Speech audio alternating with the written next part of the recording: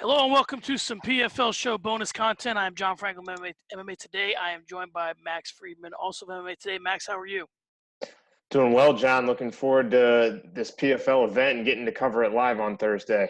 It's exciting, I know, yeah. All right, Max, so it's the second numbered event for the Professional Fighters League. This one is from the Chicago Theater in Chicago, Illinois. A good card from top to bottom. Let's get right into it. Top of the card, Luis Firmino versus Will Brooks. It's a couple of standout lightweights. Firmino and Brooks, like I said, both have been in championship fights before. Firmino went after Justin Gaethje's World Series of Fighting title, and Brooks held the 155-pound belt in Bellator.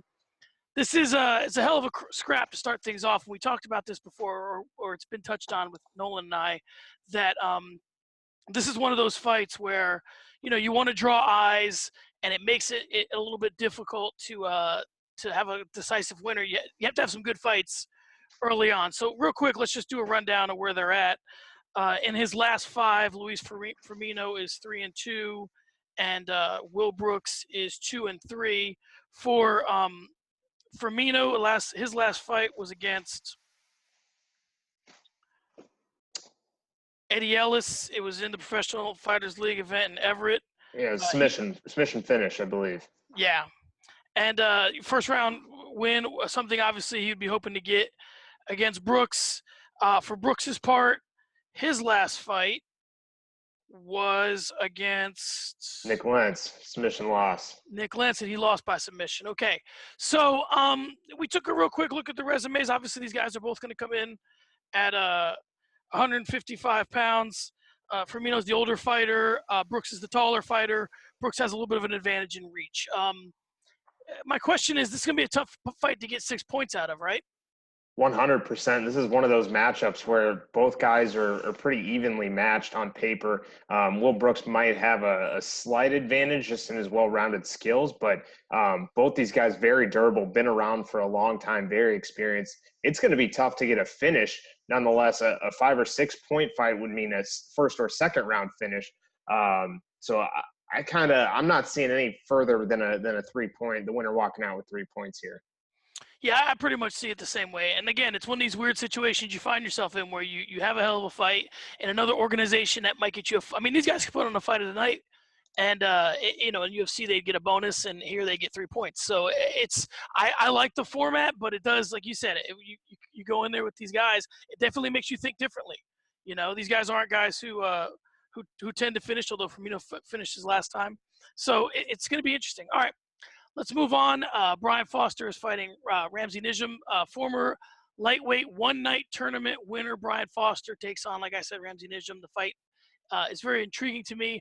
I see it as Foster being the more traveled and experienced fighter. Let's take a real quick look at the tail of the tape with these two. So again, this fight's going to be this is going to be a 155-pound fight. Yep. Okay, so Foster's been around forever. He's 34 years old. Nijem's 30. 5'11" for Nijem, 5'9" for Foster. Nijem has the 75 to 71 inch advantage in reach. Both of these guys are 2-3 in their last 5. So talk to me a little bit about this fight. I see Foster the more skilled fighter. Is that the way you see it? Sure. Well, going back, yes, Foster may have the advantage here, a number of fights, but keep in mind, Ramsey Nijem has competed on 2 seasons of The Ultimate Fighter, fought under the UFC banner, I believe, 8 times. So he's definitely a very experienced combatant in there, and shouldn't be rattled by the $1 million tournament pressure that may be forced on him. I agree with your analysis, Brian Foster, definitely the more skilled fighter, more ways to win indeed. His last fight that lost to John Fitch, keep in mind that it was up a weight class at 170. Since then, I know he had the loss in the title fight to Justin Gaethje, but in between had a few finishes and a few good performances back under the PFL/World Series of Fighting banner. Ramsey Nijem's always been a guy to go from the opening bell. So, John, I really like this fight. I think we could see a 5 or 6 point turnout from this contest here. Yeah, Foster's not a kid, again, that's scared to go in there and swing around and see what happens. And when I look at their their resumes, obviously the bigger names are on Foster's, but I like the win against Benel Dariush. That's not a guy that's easily finished. So, I mean, it's No. not like Nijm doesn't have his high points. All right, so let's move on to the Kayla Harrison Brittany Elkin fight. Obviously, this is not a fight that is going to be part of the tournament. Former two-time gold medal winning judoka Kayla Harrison is making her MMA debut. Not a lot is known about where her skills are for obvious reasons. I mean, she's making her debut, and the Professional Fighters League is putting a lot behind her, so they're kind of keeping things pretty well under wraps. Let's talk about the elephant in the room, Max. Ronda won a bronze in judo and is getting inducted into the Hall of Fame this summer. Is there a chance Harrison could be better? I think there is a chance. It's also the point where, she's coming into the sport at a different time. When Ronda Rousey entered the sport, I mean, women's MMA was really on a different scale. It was much smaller. There weren't really any superstars. There weren't really any extremely one-dimensional or highly decorated grapplers in any sense. Kayla Harrison coming in with a lot of hype behind her. But then another factor is she's been at American Top Team the entire time too. So it's really interesting to see, the similarities of her versus Ronda Rousey coming in. But Kayla Harrison has all the tools and has all the opportunity, I would say, with where the sport is now, with her coaching and her training is now, to really develop into a more well-rounded fighter earlier on than perhaps Ronda Rousey did. I saw some tape on her. She was on Impractical Jokers. She handled Murr well. She flipped him over a couple tables. I don't think that's all going to play into this fight, but that's the only tape I could find, Max. But no, I'm just kidding. I agree with you. I think that she's at a great camp. She has a great background. If she took to the submissions, like you said, when Ronda came out, it was okay to be a one-trick pony. I don't know that that might get you through.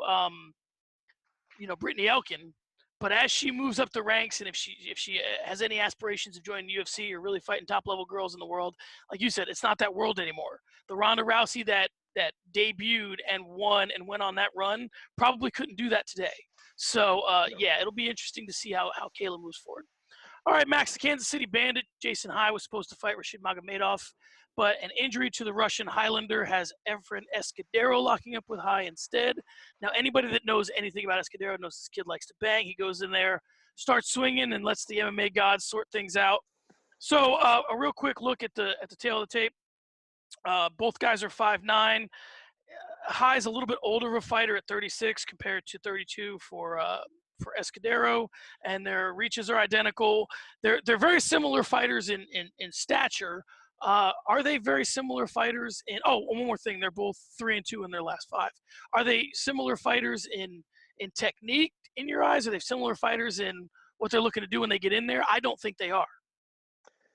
Yeah, it could be seen one of two ways. I mean, Jason High, grappler first, but also has been showing a willingness to exchange on the feet. Efren Escudero, wrestler first, always, like you said, willing to bang it out. In recent years, Efren Escudero has opened his own gym in Texas. He's got a lot of fighters of Mexican descent training there, a lot of up-and-coming guys, and then including UFC bantamweight Marco Beltran is there as well.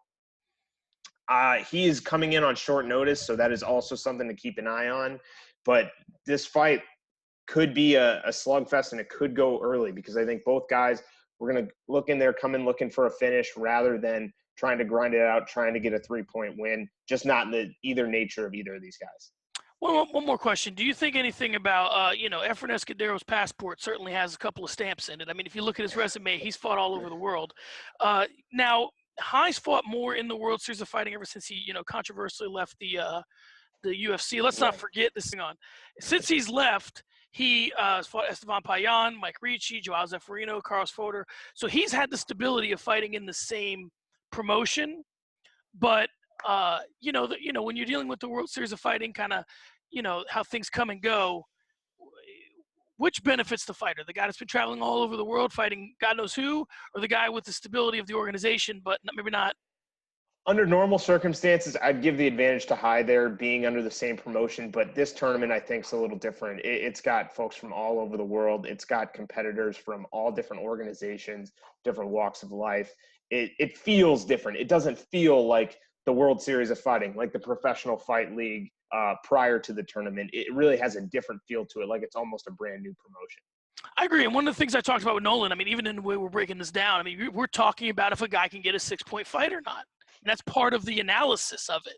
You know, it's not just who's going to get the win. So, yeah, I think it's interesting. Matchups become essential in how you fight. Okay, moving on. If you have a Twitter account, you probably seen this week that this week marks the anniversary of the war between Steve Bosse and Sean O'Connell. O'Connell, who we haven't seen in a while, decided to celebrate by filling his dance card with Ronnie Marks. We're probably not going to get Bosse O'Connell 2 here, but what do you expect to see in this? You know, O'Connell's been on the sidelines since his UFC release, and I believe that was in 2016 when it lost to Corey Anderson, I think was his last fight. Ronnie Marks is a big hulking Brazilian, tends to control the fight on the ground. I think if he's able to get Sean O'Connell to the ground, it might just be kind of a lay and pray kind of evening. Sean O'Connell, we know, absolutely willing to go to war, never going to quit in there.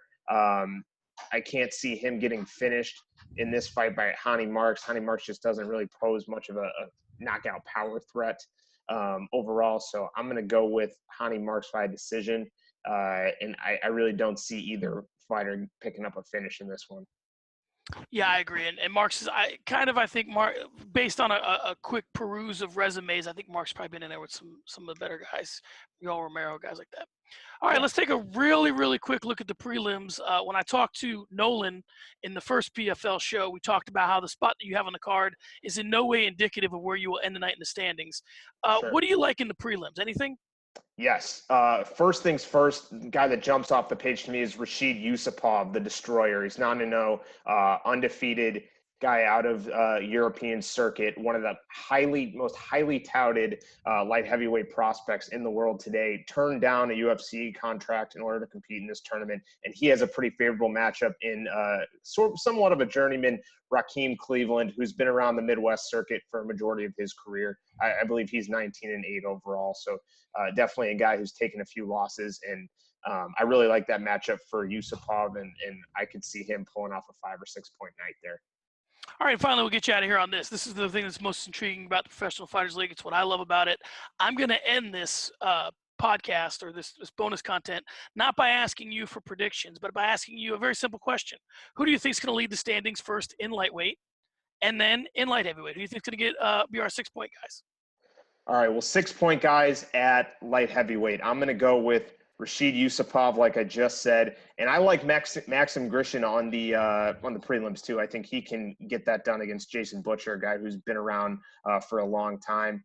And then at lightweight, man, this is tough because a lot of these matchups at lightweight are close. You know, it's hard to pick a guy that might get a finish. I'm going to go with Brian Foster. I think he gets it done against Ramsey Nijem, gets a finish too in the first or second round.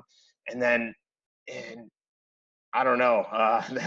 That's really the one jumping out at me in the lightweight division. But I will say another prelim fight I'm really excited about is Thiago Tavares and Robert Watley. Robert Watley, the LFA lightweight champion, another guy who got a UFC opportunity but turned it down to compete in this tournament. Thiago Tavares, a long-time UFC veteran. Just a really intriguing matchup there on the prelim card. All right, guys, there you have it. Max will have the credential on it around his neck and be sitting cage side in Chicago at the Chicago Theater in Chicago, Illinois. Max, tell folks where they can find kind of what you're going to be doing in conjunction with the fight. I mean, where can you be followed? What are you going to be kind of writing on? Yeah, of course. You can follow me on Twitter at Trademark MMA. I will be controlling my own Twitter as well as the at MMA Today News Twitter handle during fight night. We'll also be putting out recaps, tweets, clips, bonus content all during fight night. So keep your eyes tuned to MMAtoday.com as well as the at MMA Today News Twitter account. And folks, obviously the MMA Today podcast brings you all the best podcasts we can for MMA. There will be a PFL show 2, which will be the recap of this event. I'll try and do my best to convince Max to join me for that. If not, it will be me and Max or someone else from the site. That's what I love about the site. There will definitely be a PFL show 2, and you will definitely enjoy it no matter who the hosts are. All right, guys. So again, enjoy the PFL card. It's Thursday night. Let's take a real quick look at the TV schedule. So the pre-show, I will be on Facebook Watch from 6 to 6:15 Eastern Time, and then 6:15 to 9 will be the prelims. NBCSN from 9 to 11 Eastern will be the main card, and the post show will be on Facebook Watch from 11 to 11:30 Eastern time. So there you have it. All right, thanks again, Max, and enjoy the fights. Thanks again, John. Talk to you later.